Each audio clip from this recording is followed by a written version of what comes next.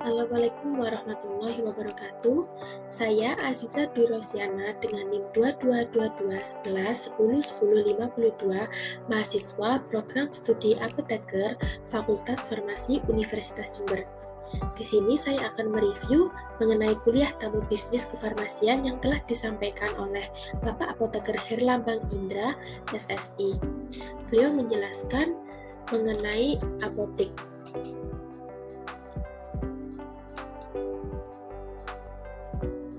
Latar belakangnya yaitu dari definisi apotek, sarana pelayanan kefarmasian, tempat dilakukan praktek kerja kefarmasian apoteker maupun tenaga teknis kefarmasian.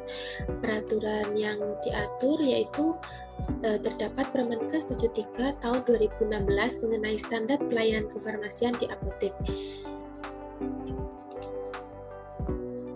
Kemudian hal yang harus dipersiapkan dalam membuka apotek, yang pasti tentunya ada modal. Nah, modal ini dapat dilakukan dengan dua cara, yaitu yang pertama menggunakan modal sendiri, modal individu, maupun dapat kerjasama dengan orang lain. Kemudian jika sudah memiliki tempat, tinggal membuka apotek, nah ini modal itu bisa sekitar 30 hingga 50 juta saja. Yang ketiga, tidak perlu menyediakan banyak obat, tapi sedikit itu lengkap. Jadi kita tidak perlu membeli semua macam obat saat awal membuka apotek karena meminimalisir modal yang dikeluarkan. Kemudian yang keempat, ada evaluasi obat yang dibutuhkan penduduk. Kemudian yang kelima, ada supplier tidak melayani pembelian eceran. Dan yang keenam, jika kerjasama ada pemilik modalnya. Nah, lokasi yang didirikan apotek ini terdapat tips ya. Yang pertama, kepadatan penduduk, tingkat sosial ekonomi, jumlah pesaing, dan aksesibilitas. Jadi, ketika kita membuka apotek itu harus mempertimbangkan 4 poin dari lokasi ini. Kemudian tentu ada sarana dan prasarana. Yang pertama, bangunan. Nah, bangunan ini harus diperhatikan, ini milik sendiri atau kita menyewa. Kemudian yang kedua, peralatan. Nah, peralatan itu seperti papan apotek, lemari, rak, etalase, komputer, aplikasi, dan lain sebagainya. Yang ketiga, ada perlengkapan seperti alat tulis, wadah pengemas, dan lain-lain. Kemudian yang keempat, peralatan peracikan, administrasi, dan lain-lain. Kemudian ada analisis SWOT, yaitu merupakan metode analisis perencanaan strategi yang digunakan untuk memonitor dan mengevaluasi lingkungan perusahaan, baik lingkungan internal dan eksternal, untuk dilakukan tujuan bisnis tertentu. SWOT akronim dari strength, yaitu kekuatan, contoh SDM yang kompeten. Apotek dengan konsep patient oriented yang berbasis layanan kefarmasian pharmaceutical care. Kemudian ada W, yaitu weakness, kelemahan, contohnya itu modal kecil.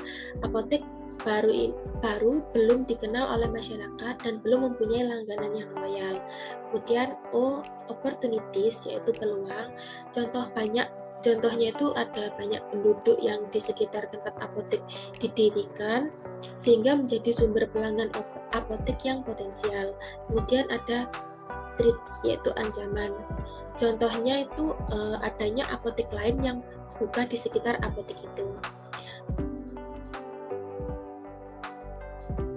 Matriks SWOT.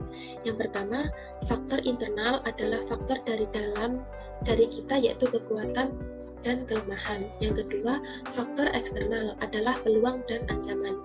Yang ketiga, strategi SO bisa menemukan kekuatan kita untuk mengambil peluang.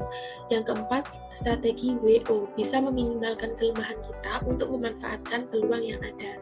Kemudian yang kelima, ada strategi ST, bisa menggunakan kekuatan kita untuk menghindari atau menghadapi ancaman. Yang keenam, ada strategi WT, meminimalkan kelemahan untuk menghindari atau menghadapi ancaman.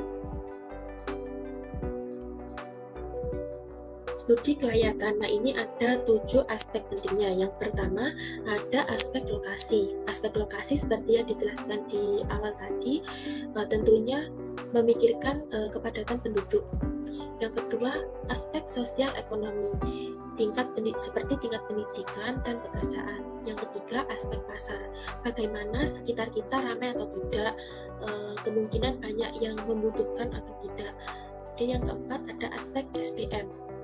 SDM internal ini bagaimana kita sendiri mau membantu atau mengajari asisten kita. Jadi tidak semata-mata hanya mendirikan apotek dan membuka lowongan SDM ya. Jadi kita juga harus bagaimana caranya mendidik asisten ini agar berkompeten dalam bidangnya seperti itu. Kemudian yang kelima ada aspek teknis dan teknologi, mau mendukung aplikasi yang akan mendukung usaha kita. Yang keenam ada aspek manajemen dan keuangan. Dan yang ketujuh aspek hukum, legalitas apotek, STRA, SIPA, SIA. Sekarang sudah banyak perubahan terkait pendirian apotek yang baru, jadi kita juga harus mengetahui pembaruan-pembaruan yang terjadi di saat ini. Perhitungan langkah untuk tercapai. Yang pertama ada BEP, Break Even Point. Titik impasnya. Titik impas adalah kondisi di mana jumlah keseluruhan pendapatan sama dengan jumlah keseluruhan pengeluaran dalam setiap produksi barang atau jasa. Pada posisi ini, laba akan bernilai nol atau mutlak, tidak untung dan tidak rugi. Kemudian ada PP atau panjangan dari payback period. Periode pengembalian modal adalah jangka waktu yang diperlukan untuk mengembalikan nilai investasi yang telah dikeluarkan, menunjukkan kapan modal kembali didapat dari laba bersih yang dihasilkan. Jadi nanti hasilnya itu seperti berapa tahun gitu. Dan yang C ada ROI, yaitu Return on Investment. Jadi perbandingan antara laba bersih, keuntungan dikurangi biaya dan pajak dengan total investasi yang dikeluarkan atau ditanam. Idealnya nilai ROI harus lebih besar dari bunga bank atau deposito.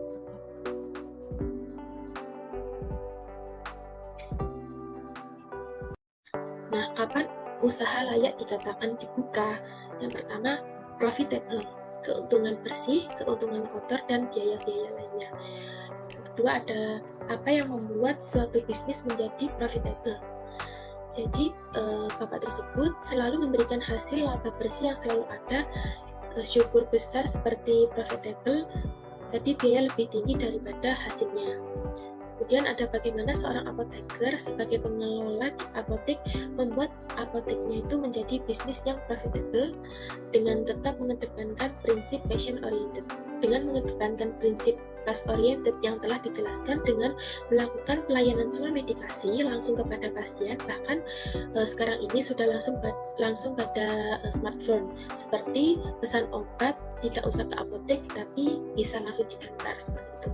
Kemudian bagaimana pengelolaan apotek di area industri 4.0 dan saat pandemi seperti ini sehingga tetap dapat melakukan pelayanan kefarmasian atau pasien dengan baik sekaligus tetap profitable. Dengan apa? Dengan pemanfaatan teknologi. Yang dilakukan jika apotek kita ingin tetap tampil beda. Target utama tetap pelanggan dengan memikirkan beberapa aspek. Yang pertama ada nilai tambah. Nilai tambah ini ada harga, bonus, hadiah, pelayanan, keanggotaan, dan lain-lain. Yang kedua ada faktor kali. Keluarga, teman, karyawan, pelanggan. Yang ketiga ada pelayanan, seperti memuaskan. Semakin bagus pelayanan, semakin banyak pelanggan yang sukarela untuk menginformasikan ke keluarga atau ke temannya. Kemudian kita adalah pelanggan, memperlakukan pelanggan seperti kita yang ingin diperlakukan. Kemudian ada database pelanggan. Pengelolaan dapat dilakukan manual atau aplikasi sehingga profitnya meningkat. Yang terakhir ada pengelolaan pelanggan atau customer relationship management, melakukan kerjasama dengan apotek online seperti Halodoc, Go Apotik, dan lain sebagainya yang seperti sekarang ini banyak di internet ya. Potensi ke depan terkait pojok herbal, semenjak pandemi banyak yang cari cuma kelemahannya, belum banyak mengenali dan perbedaan kandungan karena herbal lebih lambat efeknya. Jadi pemberian bisa dikombinasi agar efeknya lebih baik antara obat kimia dan herbal. Kimia efek sampingnya ini lebih banyak daripada obat herbal.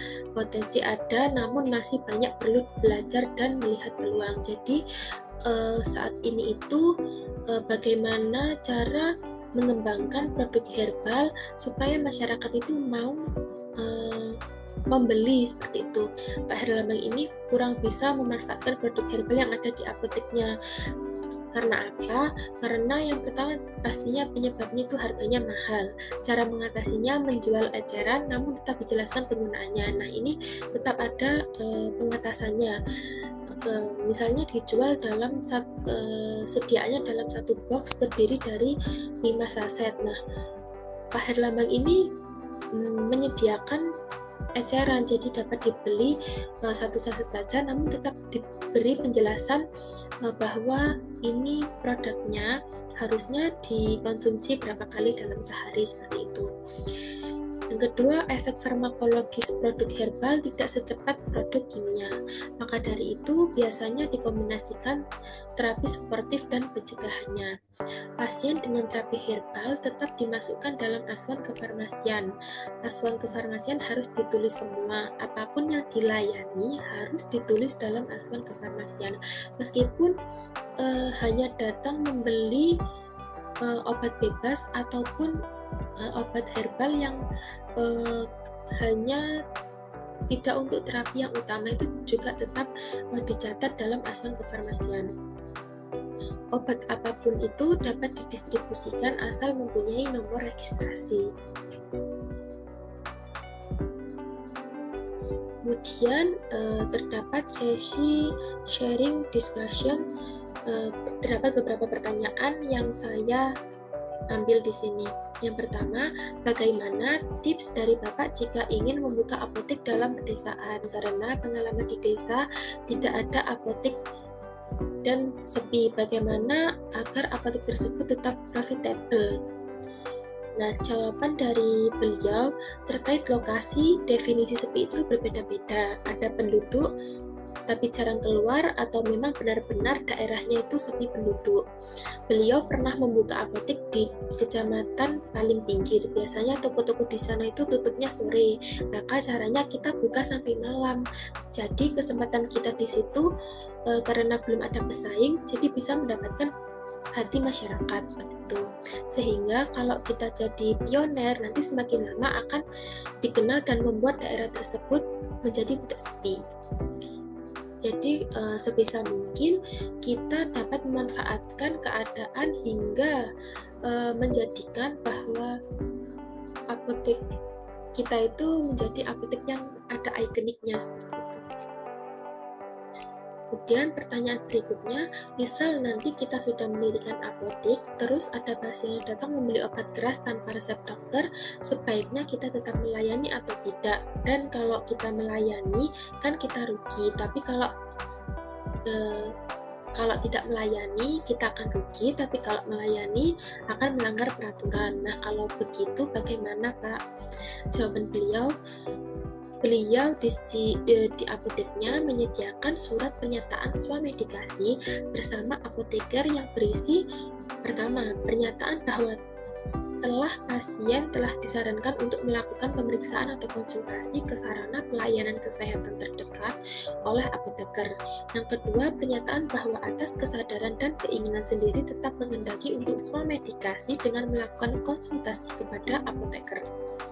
Yang ketiga, telah memahami dan menerima penjelasan asuhan kefarmasian dari apoteker berupa penjelasan, uraian, nasihat, perhatian, dan informasi lengkap mengenai obat-obat yang akan digunakan pasien. Dan yang terakhir, bahwa pasien bersedia mematuhi hal di atas dan akan berkonsultasi jika kondisi memerlukan, termasuk dilakukan monitoring, kunjungan, atau tindakan asuhan kefarmasian lainnya. Sekian, terima kasih. Review penjelasan dari kuliah bisnis kefarmasian. Kurang lebihnya saya mohon maaf. Wassalamualaikum warahmatullahi wabarakatuh.